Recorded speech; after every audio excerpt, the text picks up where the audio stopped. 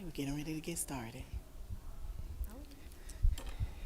Good afternoon, and welcome to the Roots of Resilience, Black Women's Farmers Preserving Traditions and Building Futures panel discussion. And I would like to say that again. Good afternoon. Good afternoon. And welcome to the Roots of Resilience, Black Women Farmers Preserving Traditions and Building Futures panel discussion. Also, welcome to the Auburn Avenue Research Library's 2025 Collecting, Researching, and Writing the Black Diaspora Conference.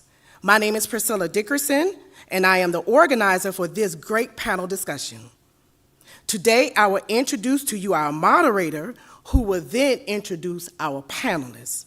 Now, please know that this brief introduction for these great women will only provide a snippet into who they are, what they do, and their many contributions to our various communities. First, our moderator, Aubrey Lee. She is a garden historian and author of the forthcoming book. Is it still forthcoming? Okay.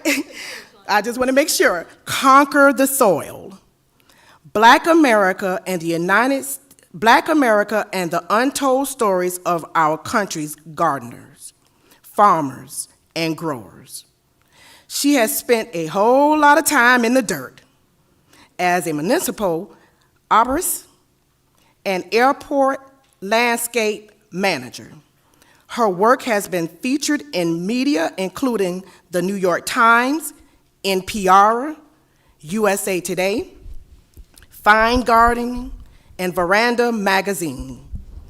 Aubrey Lee is a graduate of Auburn University College of Agriculture and an alumni of the Longwood Garden Society of Fellows, also a global network of public horticulture professionals. Her current role is Director of Horticulture at Oakland Cemetery, a revered Victorian garden cemetery and vibrant burial park located in downtown Atlanta. Thank you. Now, Aubrey Lee. Thank you. Thank you so much, Priscilla, for that warm introduction. And I want to thank the audience that is in person today and also the audience online. And I'm going to read a brief opening statement before I introduce you to wonderful women in agriculture and farming. Today, as we gather, we're going to explore Black land ownership, farming, and our representation in the field of agriculture. And while we will discuss some challenges, for sure there are some challenges to be discussed. This discussion we're going to have with y'all today is primarily about lifting up solutions, innovations, and traditions that strengthen our communities. By our, I mean Black communities. And I want to thank all y'all again for being here and for caring about these conversations. So we're going to get started. First, I would like to introduce Dr. Ina Braxton, who is the Executive Operational Director for Urban Farm, LLC, and she is also the CEO of Life Rescue, LLC. So welcome. And then I would love to introduce Ivory Schley. Ivory holds a Bachelor's of Urban and Community Horticulture from North Carolina A&T University, and she holds a Master's in Geosciences from Georgia State University. Ivory is the co-founder of Afro Agriculture, LLC. Thank you, Ivory. So we'll get right into it. I have a question for y'all, and then you can dive into your background with this question. This is something that we were discussing with each other and thinking about, the young Black farmer. They are fundamental to the future of agriculture, and understanding these experiences in agriculture is necessary to increase Black representation in the field. So I'll start with you, Dr. Braxton. Will you please share your experience as a farmer and as a Black woman in agriculture? Okay. One of the things that I struggled with getting into agriculture was not enough resources for Black farmers and not having land to actually farm. However, I found out that you could actually farm on 1/10 of an acre, which is the size of a backyard. So my philosophy is start where you are and grow your food. If it's on a window sill, whatever it is, just start growing. Start. Just start. Thank you. Thank you so much for that. And Ivory, will you please share your experiences with us in agriculture and as a farmer for the young Black farmers? Okay, so agriculture and farming as a young Black farmer. I think I would like to start. I am an urban farmer, so I've mainly farmed just, within like the inner city of Atlanta, mainly like I've farmed in the southwest side, and that is a beautiful experience being like immersed in culture. But I would also like to echo what Ina said, like resources can definitely be challenging or difficult to come by, just like the history of being an agrarian, history of being a Black land steward in the South, It's easy to be exploited as a farmer or like taken advantage of, kinda, but that's not the whole story of the farming. Not to like deter, but like, yeah, it's just interesting looking out for yourself and just like maintaining like boundaries when the resources can be short and kind of dry. It's interesting to stand up for yourself, and just thinking of like the grants. As a farmer, I'm much more familiar with nonprofit work than versus government style. And then, if you're with the nonprofits, you apply for like grants often. So that is beautiful fun to be able to write yourself up to get that funding. But again, grants aren't the most sustainable way of a revenue source as well. So it's interesting, the up and downness of it, but it's extra rewarding. Because nature is alive, this farm is alive, spirit is here. So it's a great opportunity to ground yourself every day, despite the craziness, distractions, the politics around us. So farming brings you peace of mind as a young farmer, and also just start. And we'll get more into the resources at a little later in this conversation. So my next question I want to start with, Ivory, is for you. You are a graduate of North Carolina A&T, which we talked about, and what I find so phenomenal about your school is North Carolina A&T still has horticulture majors and agriculture majors and farming and urban farming and landscape architecture, and I think Morgan State maybe is the only, that's in Delaware, I believe, right? Maybe. Or Maryland, maybe? Okay, Maryland. They may be the only other HBCU, even still with the landscape architecture program. And I say that because so many of our HBCUs have been stripped of those resources. Mm-hmm. And Auburn and Tuskegee are literally on the same road. And Tuskegee, I believe, just has an environmental sciences degree now, mm-hmm. Compared to its long, rich, extraordinary, and still extraordinary contributions to American agriculture, and honestly, agriculture as it applies to the world. So with that, how can historically Black colleges and universities strengthen their role in building the next generation of agricultural leaders? And you coming from a school that is currently doing that work. Mm-hmm. Okay, so yeah, shout out to the HBCUs. HBCUs specifically. If we're talking about A&T, then we're mentioning land grants, 1891 land grants. The first land grants were the 1862 schools, so University of Georgia, University of whoever, but that was targeted for white folks to learn agriculture. If you're in poverty, uplift yourself with some education, and that's where the land grants came in. A&T was a beautiful experience, and I do agree the agricultural resources were very abundant. It's funny that with what you said, Tuskegee was actually my first choice as an HBCU. I wanted to be a vet. I wanted to do animal science. Tuskegee told me to go to A&T. Go to A&T for undergrad and then try Tuskegee when it's actually time for vet school.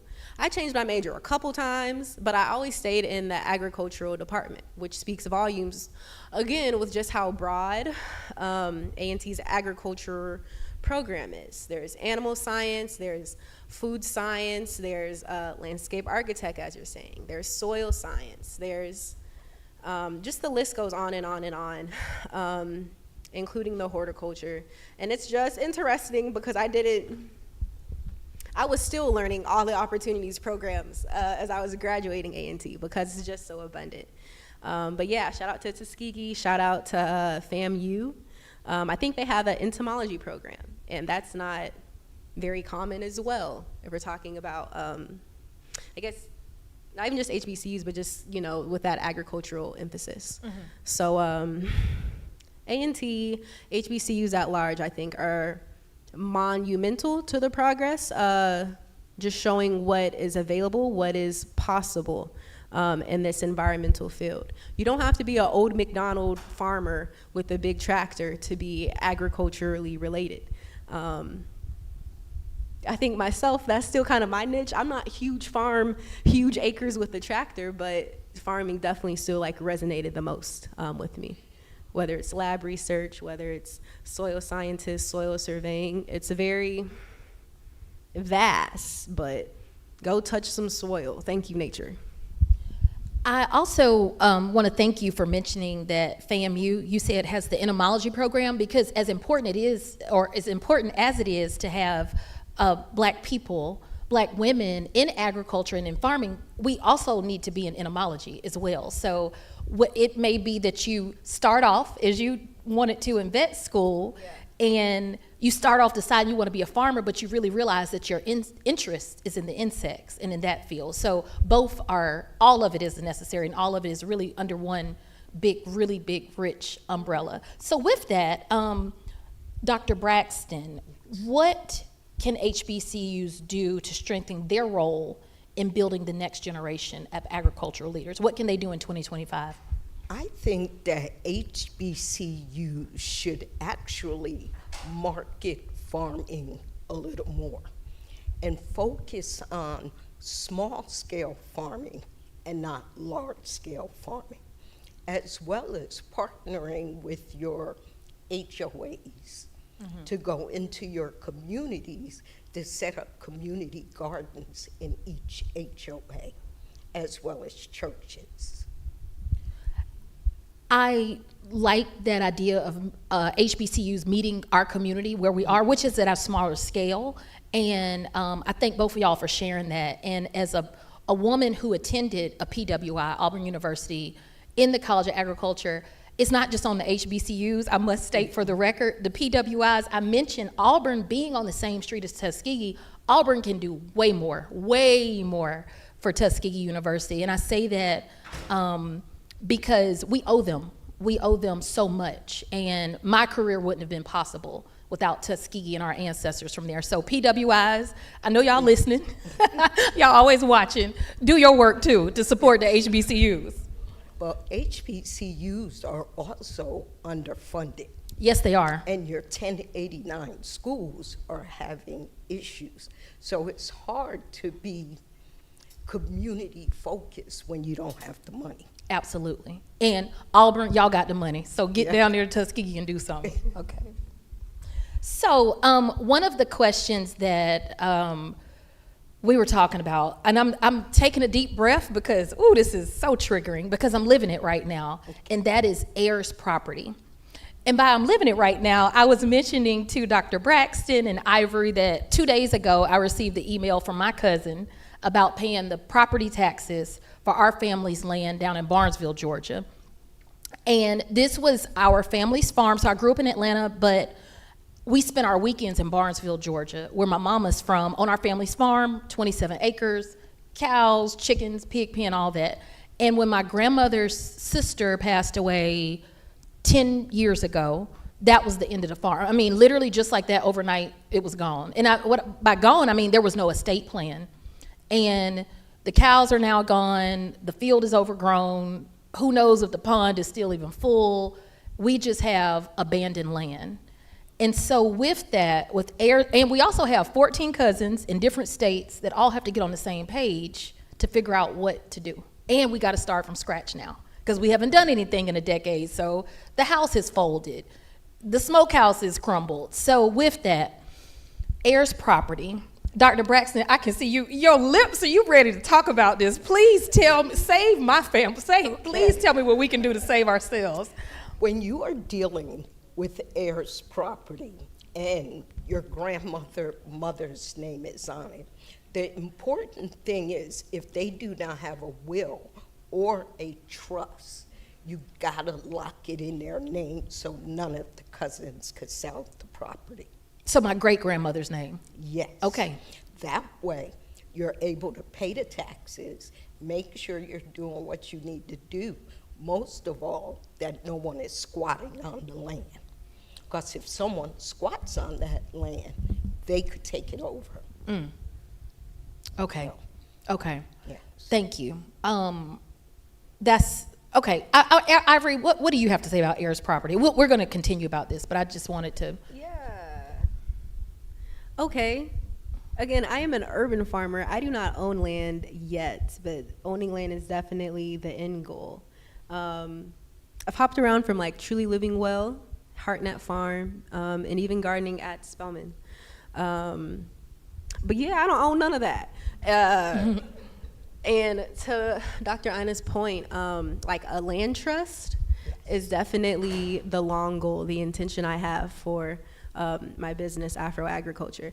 But definitely it's a learning curve. So I'm really just open ears. Okay. Yeah. Well, what we do know, and I can't remember the exact date of this, but I can speak to this today, that the overwhelming majority of black farmland is lost because of heirs property today. Absolutely. And that's, and I'm living it. And I've realized that even in my own family, either we're going to keep it for nothing for the $2,000, $2,500 taxes that we pay, or we're going to lose it for nothing, you know, one way or the other. So with that, also I wanted to offer to those who may not have seen it, the documentary, is it Silver Dollar Road, about the heirs property and how that can be so quickly taken from you. And the criminal justice system gets involved, and it's just a real, it's a lot. It's a lot, yeah. So with that, Ivory, you said you are yet to be, you're a future landowner. What does equitable land access look like, and how can black farmers and aspiring landowners, such as yourself, navigate financing, zoning, politics, credit, loans? How are you, what are you thinking about? How are you navigating that as someone who will be a future landowner? And then I will speak to you, Dr. Braxton, as a landowner. Yeah. So Dr. Braxton, you may have more to say on this. Really just research. I would say I'm definitely in a deep research study mode. Lines of credit, I mean, just adulting, just a lot of adulting pieces.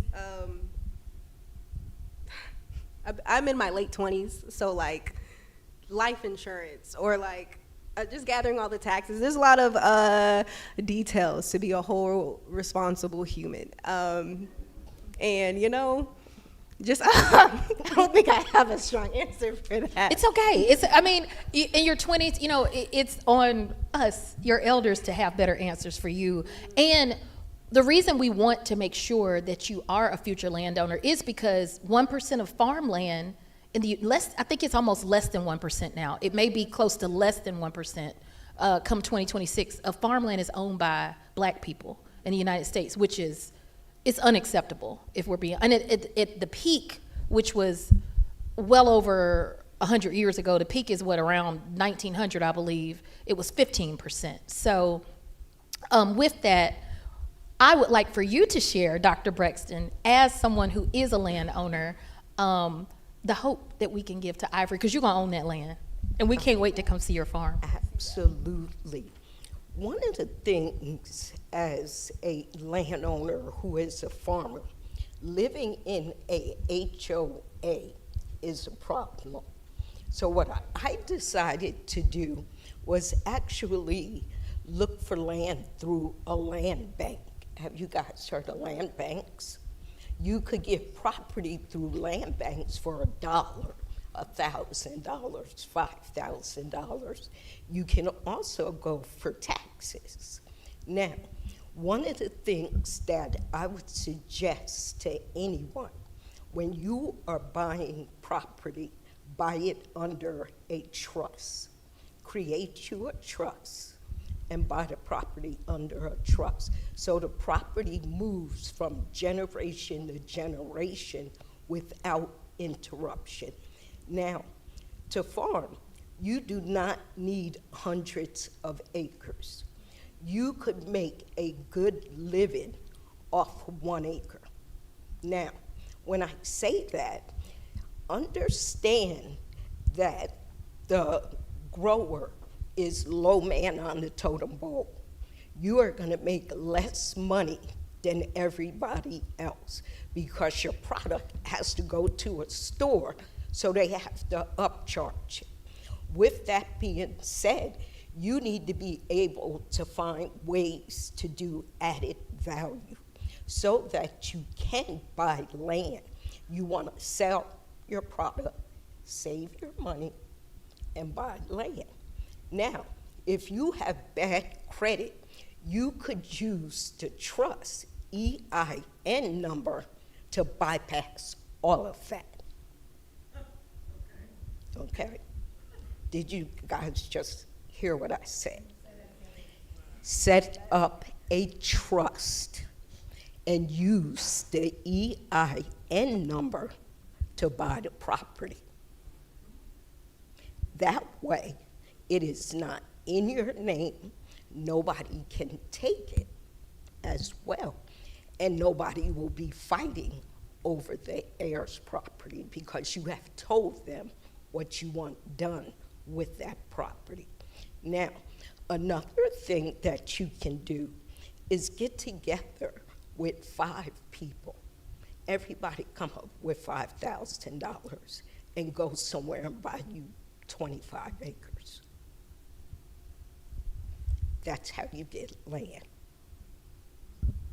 Thank you for sharing that. And also, I wanted to go back to what you said about it didn't, I'm paraphrasing your words, Okay. but how it doesn't take that much land to be a farmer.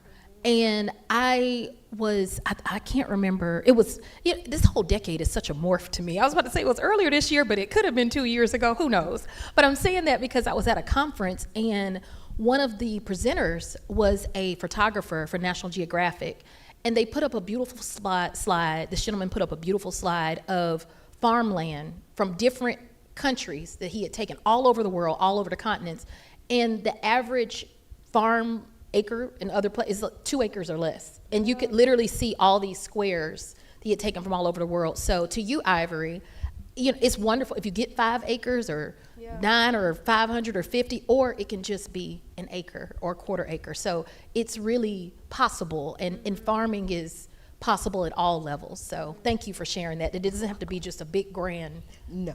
Yeah. It could be a very small plot of land, and you can always grow vertically, Yes. hydroponically, aquaponically. Say it. There's Yes. so many different ways to grow. That's right. I think that people do not always understand what farming is, because farming is also raising farm dogs. What's So- a farm dog? That's like your German Shepherd. Oh, okay. Your big. A farm dog is literally a farm dog. Okay. Yes. I thought I was. And you teach them how to help you on the farm. Gotcha. But Thank that's you. also agriculture. People think that you just need to grow fruits and vegetables, but you can grow flowers. Got That's it. farming. Thank So you want to be able to make money on your property every which way. You could worm farm, literally in a box and be considered a farm. You could take some dirt and put it in a barrel. That's called compost farming, okay? Dirt makes money. Grass makes money. Chicken poop makes money. You could get 2 chickens and make all the eggs you want and sell some.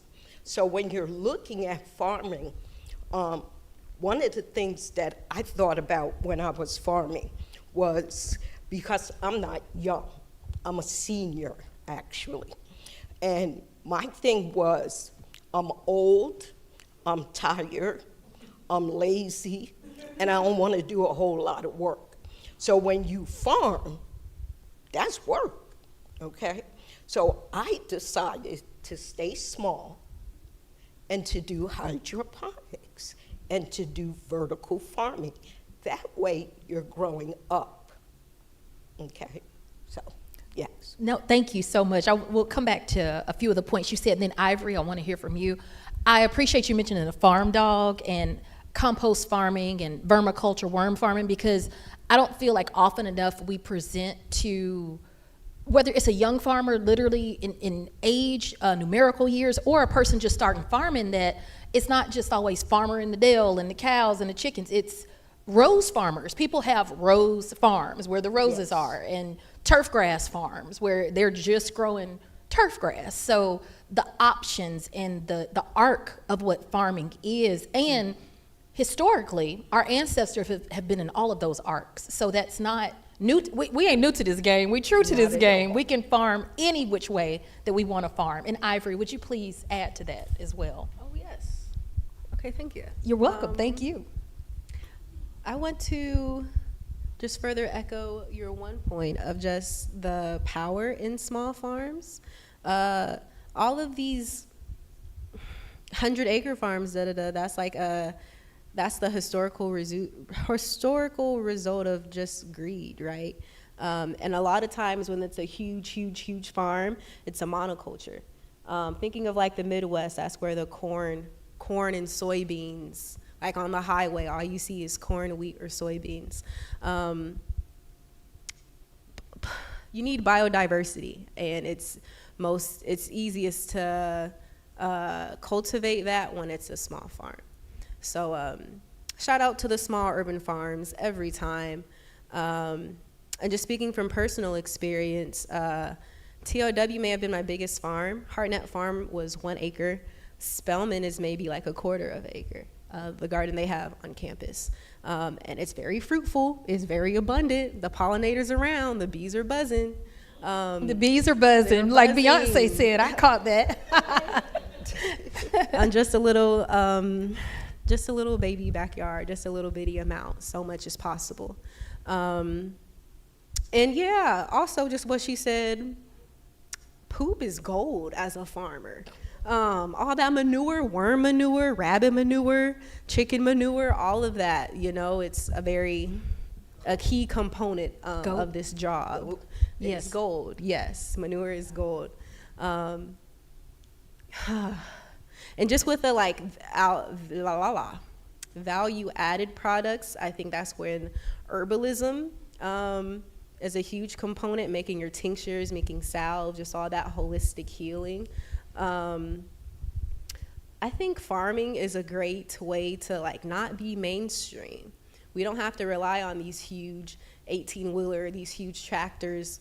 Why is all of my produce, across the country or overseas or across, locally grown fresh things? That is always the best route to go to eat seasonally. And also I think I may just add one last thing or two in terms of just the styles of farming. Yes, a breeding farm, a compost farm, or even me myself, I'm interested in fiber farming. Shout out to Keisha Cameron of High Hog Farm. She is a fiber farm mentor, if you will. She is a shepherdess. So Shepherdess, as in she's a lady farmer taking care of sheep, right? Similar from the Bible. She has sheep. She shears the wool once a year. Wool becomes yarn. Wool is a natural fiber. Natural fibers are never going out of style. And it's so beautiful. The natural dyes just coupled with like homesteading, home economics techniques. I think that can contribute to like the value added conversation. Make your own applesauce. You know how to sew. That could easily be a tangent, but I think all of that, just tapping into your natural resources, I think all of that is connected to farming and just like natural living. Thank you, Ivory. And when you mentioned fiber farming, it made me think about another type of farming. When I was doing my fellowship at Longwood Gardens, one of the ladies that was in my program was from Europe, from England, and she was a fragrance farmer at one point. So I said, what is a fragrance farm? And she worked on the farm that they grow the plants for the perfumes, like Chanel and Dior and all these. And I said, I didn't even know fragrance farming was a thing. So the fact that what we can, who said I did? Oh my God, I love that. Oh, okay. Yeah. So I was like, wow, no, I was gonna give you your props, and I'm still giving you your props, because again, farming is such a big conversation. It goes beyond what we expect to the unexpected, because there are people, grown people in their 7th, 8th decade and 8-year-old children say, I want to be a farmer, but we have to express to them what that can actually mean. So everything from fibers to shepherdess, farm dogs, fragrance farmers. Rose, we done it all, and we're going to keep doing it all. We're going to keep saying these possibilities. So with that, we're going to turn a little page here. And one thing that fascinated me in the agriculture program I was in, so my ag experience is through my family and going to the family farm on the weekends from day one in my lifetime. And followed that up going to get a degree in ornamental horticulture, so not farming, but decorative plants at Auburn. And I mention this because it was fascinating to me then, and even now, is having a front row seat and being able to witness how the Good Old Boys Network works, right? And what I mean by that is how they put each other on. So how do they put each other on, and what is a good old boy? Okay, so what I wanted to talk about with that is the support system that so many of my Auburn classmates had in the College of Agriculture, through the professors, through the community, through the people that look just like them. So if we sat in a turf grass class for one semester, my same classmate would have come out and been director of turf grass at some grass company just like that. And it is amazing to witness how they will take their graduates and their young people straight to the top. And they say, you know what, Bubba, you had a semester of turf grass, you can do it. I'll walk you through the leadership part.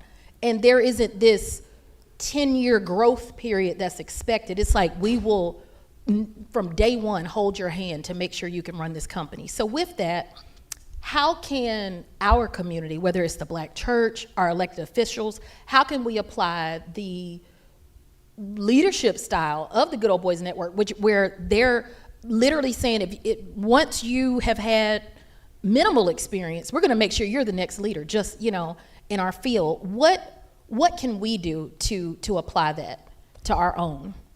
I think that that network in the farming, especially for women farmers, is closed. It is hard to break into agriculture. One, it's a male-dominated field. Two, it's a white field. So with that being said, they've closed off the resources, the money. Now, what we could do is make sure we're entrepreneurs, that we are starting our farms, that we are teaching our children, and that we are partnering with these churches so that we all could benefit. So when you're able to get small teams together, you're able to go into communities and create gardens food security within the community itself. Teach our young people to run them and to grow their own food. You could have 5 people in an apartment complex that everybody is growing in one pantry. Come together, put together a CSA and sell it. And you mentioned people coming together in an apartment complex to grow their own food. And for the young people watching, I want y'all to put that on your resume and say, I was a farm manager at this blah, blah, blah complex. Because that's the way the good old boys would do it. They wouldn't just say that they were out there gardening. They would literally say, I was director of farming at this ABC apartment complex. Just volunteer. Yes. And it ain't a lie, actually. You were out there doing the work, so Absolutely. it's okay. Words do matter. Yes. Ivory, please add to this. Yeah. Okay. All right, so if I heard this question correctly, the piece I would like to highlight is just... It's expediting the leadership of our own in a way Okay. that works for us within our own systems, because they do it for them. So how do we do that for us? To expedite this leadership, I want to emphasize just not being so individual-minded, because I think that may be a strong difference of how the good old boys are moving together, sharing those resources. So to not be individualistic, considering more like communal or just more like tribal style living.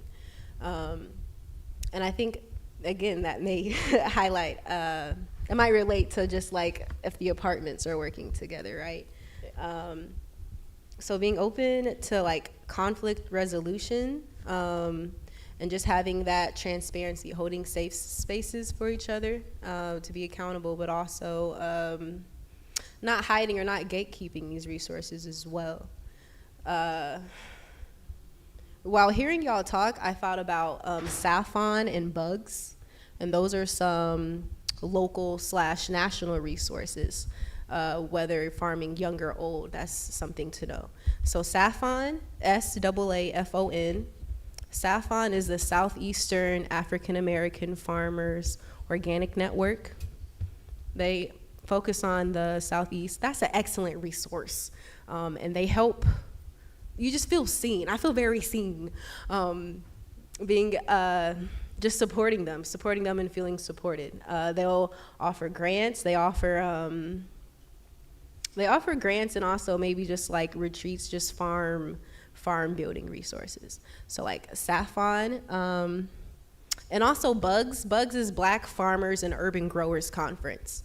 That's the national conference. It feels like a Black farmer family reunion. It's very beautiful there, and they've been to Atlanta a couple times. They're nationwide. My first year that I attended was Durham, and I was an A&T student at that time. They were in Durham at North Carolina Central. But yeah, Durham, Houston, Philly, Detroit. This year was Detroit, and the last year was couple years ago was Philly, and those are just excellent models of what farm resources, when a community like works together, what it can look like to have a co-op, to have a strong network of like CSA programs and whatnot. Hope that answers. It does, and I want to stay with you, Ivory. We have just a little over 10 minutes left. And with that, you mentioned, I can't remember if you said home economics or there was a word, you did say that, okay, good. I was like, I hope I didn't imagine that in my head. I thought you said that. So because of that, I wanted to talk about, as you two are Black women in agriculture, in farming, in land ownership, as future land owners, historically, what contributions have Black women made to agriculture in the United States? And what do those contributions look like today? And what is the best way that we can amplify you? So what is the best way we can amplify you? And what North Star are you looking at historically? What Black women that came before us that have done this work? This is your time to shine. That's what I'm trying to say. We want to love on you. Okay. Just thinking to the past, immediately just Fannie Lou Hamer. Shout out to Miss Fanny in Mississippi. She really, I don't want to butcher the name.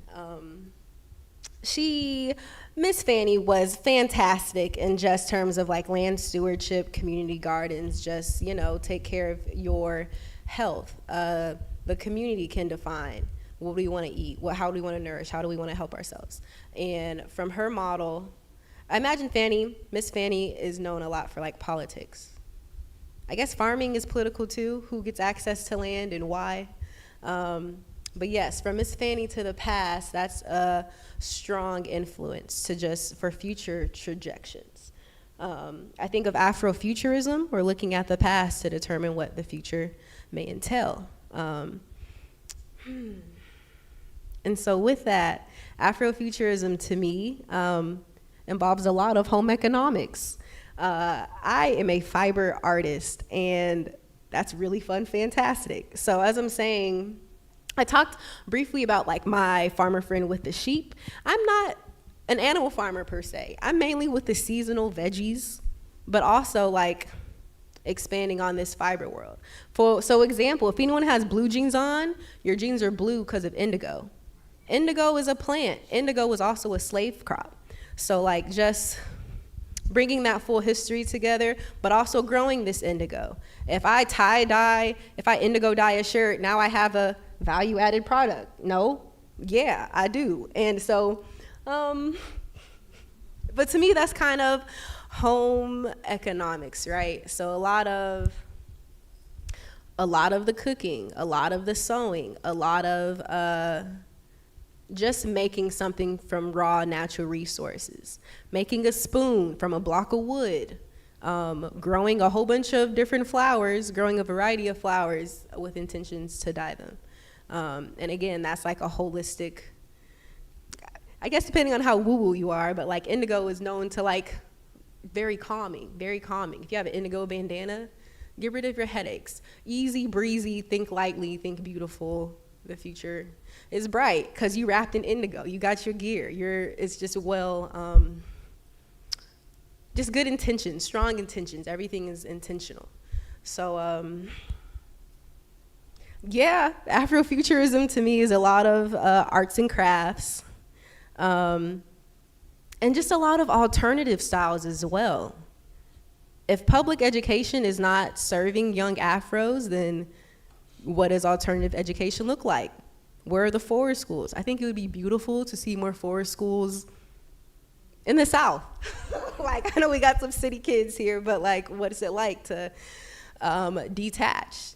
Get rid of your phone, talk to this tree. Like, just learning those basic skills. And I imagine that can be left, but we need that. I think that could greatly benefit our future trajectory.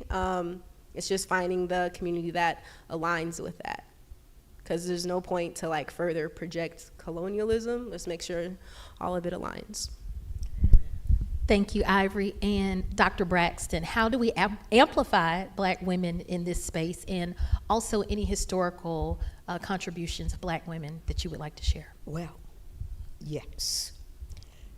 My mother and my grandmother. My grandmother and mother grew on a side of a mountain in St. Thomas, and they were able to feed the community. We migrated to New York, and we had a small home and just a little flower box. My mother was able to literally feed the entire city. And it was shocking how she was able to do that. She used techniques like electroculture. Anybody ever heard of electroculture? So with electroculture, it allows the food to grow quicker and faster, which allows you to produce more food throughout the months. Another thing that they did, they actually made their own hoop houses. They also made their own body products, their own medicine. on Saturdays, when we would ride to deliver food, they would say, "Here comes the grease lady, here comes the grease lady," because my mother made the best grease for black hair in your sides. So for me, my mother and my grandmother is that historic thing. Amen. And I think the future stems with all of us. Teaching each child how to simply put a seed in a pot. That's it. That's where it starts. Now, we know that our children are not getting ready to go out there and do row cropping, because row cropping for us is dramatic, okay? So we have to reimagine the way farming is to get children to want to farm. Because when you look at it, if it's 95 degrees, do you really want to go out there and harvest 5 acres worth of fruits and vegetables? And that's the issue. So my thing is, do it small, do it beautiful, and intertwine technology and other ways that the kids can be engaged, because there is technology in farming. Thank you for that. Ivory, did you have a comment that you wanted to say? I saw you lift your mic. If not, it's okay, because we have 5 minutes left, and I wanted to see if the audience had any questions, but I wanted to acknowledge you as the last word if you had anything else you want to offer. No? Thank you. Go ahead. Okay. Audience, do y'all have any questions that you would like to ask our panelists today? Online or in person?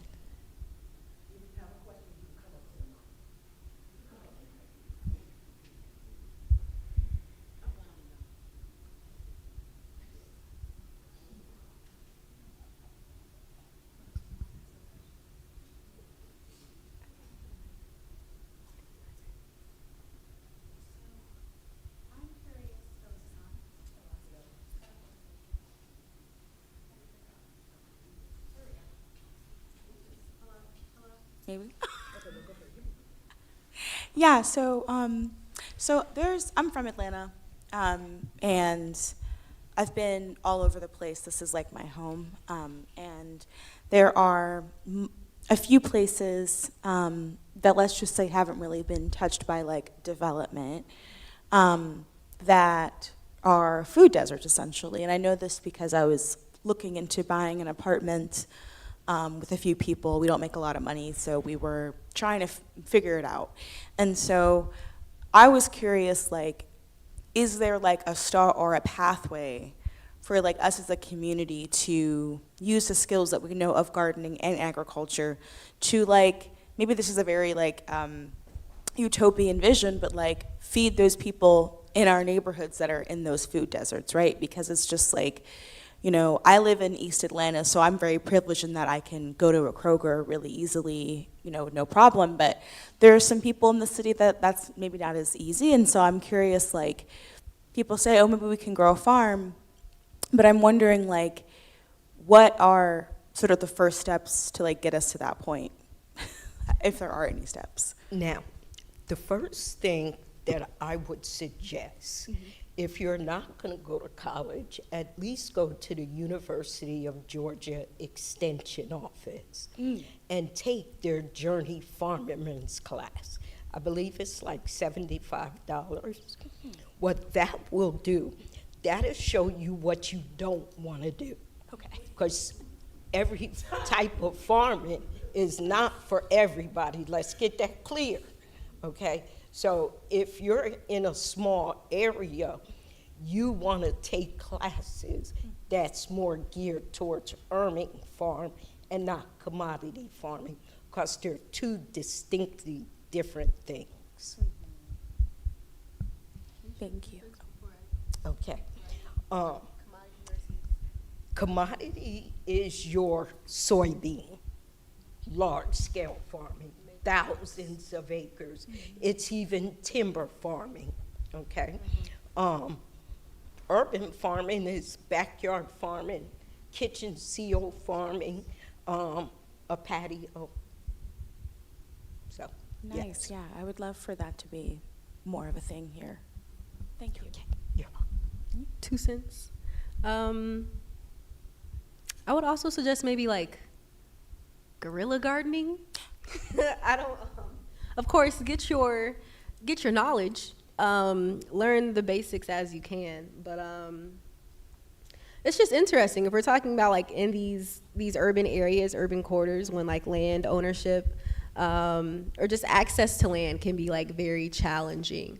If it's like an abandoned lot, an abandoned spot, start throwing some seeds on. And if you care for the land, I would be lying if I knew all of the like squatting laws, but I think it's like kind of similar to like squatting style. If you're stewarding a space, if you're taking care of a space, like you can claim some care, you can claim the land to an extent. It's a little rugged. It's like almost like lawless, right? So like, but I do know people who have done that, or like considering like California or so, like they would use the sidewalks and like just grow sunflowers. Like that's technically guerrilla gardening, right? I don't know. They may have had some like policy. Do you have a permit that can come about? But I say do it anyways. That's maybe not the best legal advice. You're saying get in where you fit in, Ivory. We get it. So thank you for your question. I did want to acknowledge, Priscilla, thank you. I know we're at time. Do we have, we can take some more questions. Okay, great. Because I was going to just say that we would be happy to meet y'all in the hallway, but we're going to keep rolling. So we are going to go to the next question. Thank you so much for your question, by the way. Thank you for your time and your wisdom. My name is Charles Rainey. I'm an Atlanta native and a homeowner indicator of 3 years. I feel really lucky to be able to say that. But I'm very house poor as a result, right? Everything that I have and own is within the house, which means that I'm experiencing food insecurity just like everyone else, even though folks might not expect that with someone with the assets that I have. And so I'm really empowered and encouraged by the conversation and the dialogue that you're sparking here. My question, that you mentioned every child to teach them how to put a seed in a pot. And you honored your mother and your grandmother who fed a whole city, whole communities within a city, you know, from a flower bed in a small home, modest home.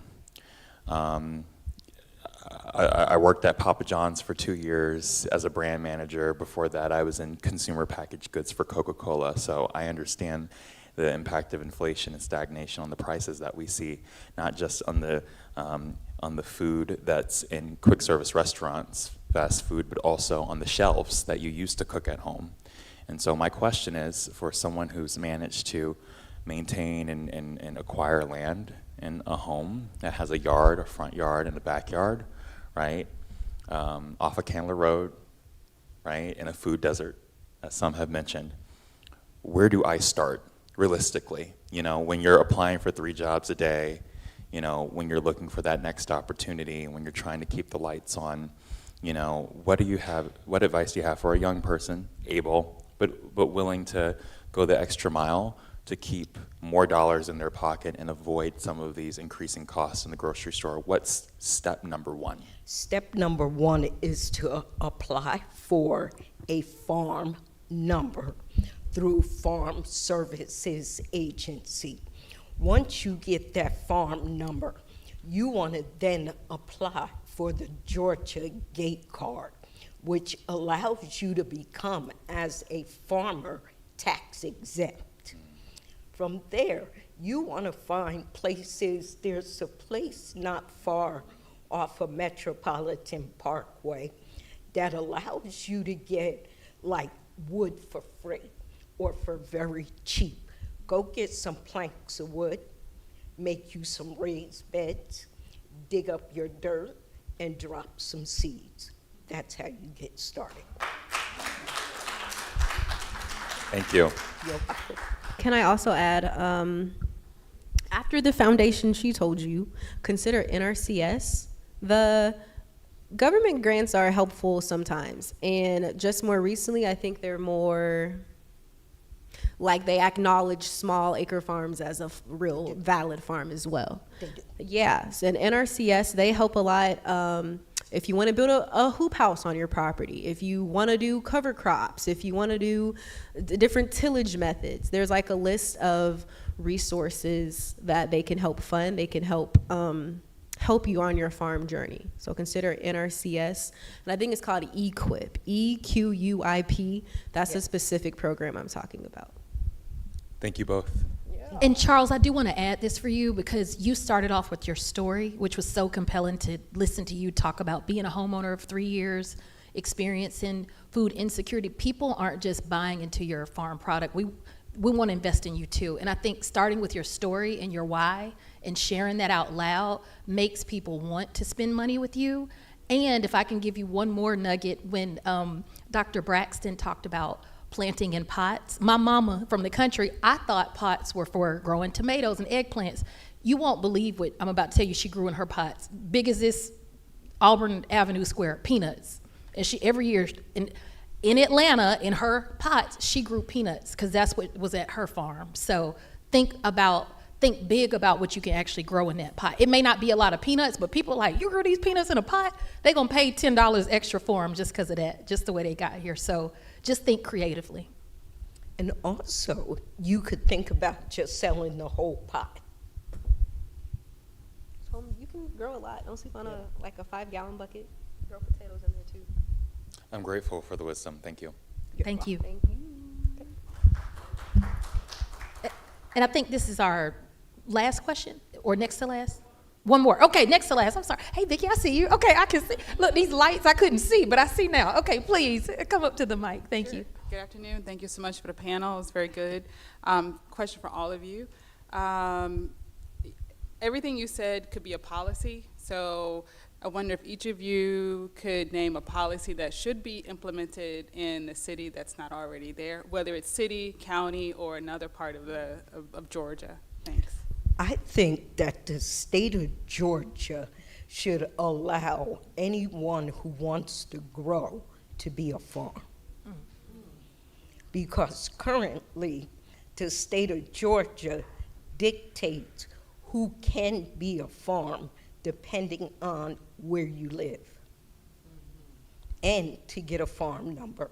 So be mindful of that. Yeah. I'd like to uplift, like, what could land back policies look like in the South? I like to think it may be more common up north. In the South, and the politics, and the South is magical. We have a strong history, and again, like the good old boys or da-da-da, like it's an ongoing conflict. Land access is something we still haven't gotten the hang of, whether it's heirs property or just like general, my ancestors touched this, so how can I benefit? I don't know, so more equity around land access in the South. That's my policy I would suggest.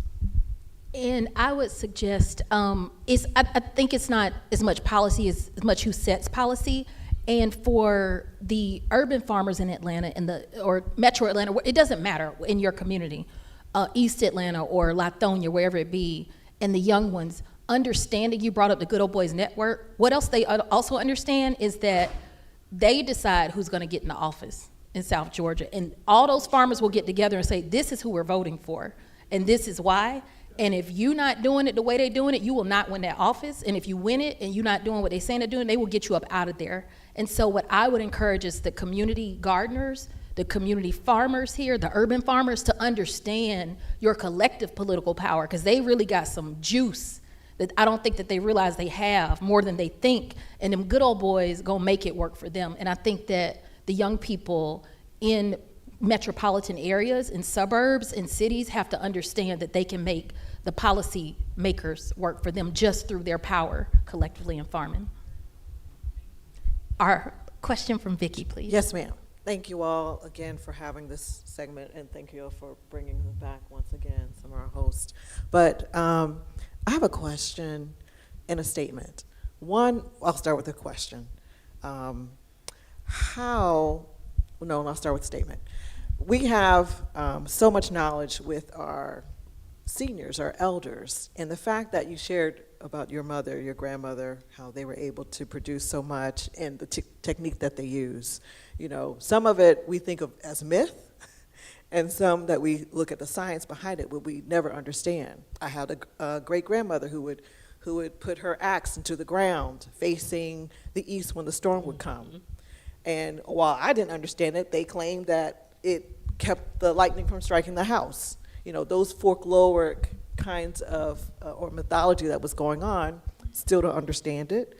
But for some of you who have lived that experience, I mean, to share that is something that we can perhaps practice on our own, not truly understanding everything, but as you talk about the electromagnetic way of doing gardening, how do you explain that for a new gardener, an urban gardener, or someone like myself who may have those doubts about that even, you know, working out? And the other thing I want to say real quick is that because you're sharing that story, is there a way that we can keep capturing these stories so we can pass along to the younger generation, so things that will continue? Yes. Well, for me, I have 21 grandchildren. So I teach my grandchildren how to grow. My dad was a builder, so I'm a builder as well. So I teach my grandchildren that. I teach them how to sew and all of those things. So I think as we grow as a community, that it's important that we sow the seeds back into our future. I don't care what your talent is, pass it on. Now, when it comes to electroculture, I did not understand what it was when I was growing up exactly. However, my mother would say that it healed the dirt, it healed the plants, and it helped to grow. And it would heal your body and soul. Now, my mother electroculture poles were wood, copper, and crystals. And she would put them on all four corners of the garden. And then she would do an antenna in the middle. That way it drew the energy in. But also, we stayed healthy. We didn't get sick. And I never really understood, living up in upstate New York, how we never got sick, but everybody else would be sick. At first, I thought it was the castor oil, but I think it was the electroculture. So, hey, okay. Okay, I'm gonna just add on a little bit, my thoughts. Okay, so after this horticulture degree, I've been farming in Atlanta for 5 years. And just my reflection over this time, yes, we're farmers, but another word I've been using is agrarian. We are also agrarians. And I think all of this is connected to the agroecology, Afroecology movement. I say agrarian because yes, I'm cultivating the soil and the land, but I'm not just farming for the sake of growing a tomato. I'm growing with a full consciousness, full awareness. Yes, I know the history of farming as a Black person, and I continue to do this anyways, because this is really chicken soup for the soul. This is really that healing, really that necessary, that appropriate to touch the land, to ground, to get these electromagnetic frequencies. So yeah, we are also agrarians. And when I speak of agroecology, that's a term I learned recently, I guess more so in Central, more Latin America, involved with the peasants movement. And the big point of that is just a lot of working class folks are farmers. Farming is a working style trade, right? For the working class.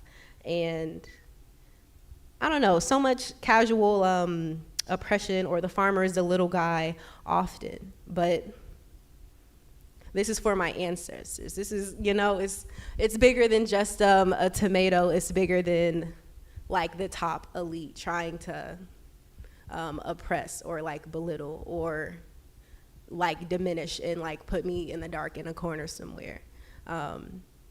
I talk to nature, I talk to plants, I talk to the flowers. Cheers to electroculture, cheers to biodynamics, planting by the moon, just planting with intention, being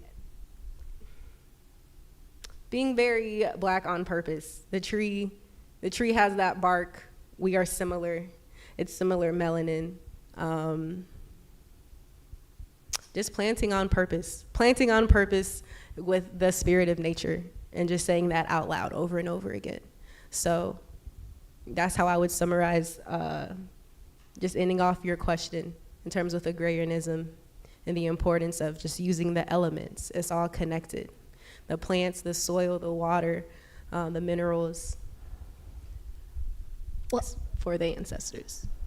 Ivory, Dr. Braxton, I want to thank you both. I want to thank you for the reminder that we are Afro-agrarians. We are Black farmers, or Black people of the soil first. And also for you sharing about the electromagnets and the crystals and the copper of your mom and grandma, and you doing that now, and sparked by Vicky and her grandma with the axe pointed towards the east, because it's not just food recipes that are lost, it's cultural ones as well. And our farming starts with the spirit, and then the art and science comes after that, but the spirit first and foremost. So thank y'all for ending us on such a high note. Thank you. Thank y'all, audience. And thank you so much to the panelists and to our guests as well. Before we end, I'm going to ask that each of you provide us with some sort of social media or contact information, like how do we follow you? How do we continue to glean the knowledge that you have provided to us today? You could follow me basically at any handle, Ina Braxton. So Facebook, Instagram, chat. And you can also follow my farm, Urban Farm. Okay. I am on Instagram. Please follow Afro Agriculture. And my website is afroag.org. Oh, me too? Okay. I'm at Conquer the Soil on Instagram, at Conquer the Soil. Thank you so much, everybody. Thank you. Thank you.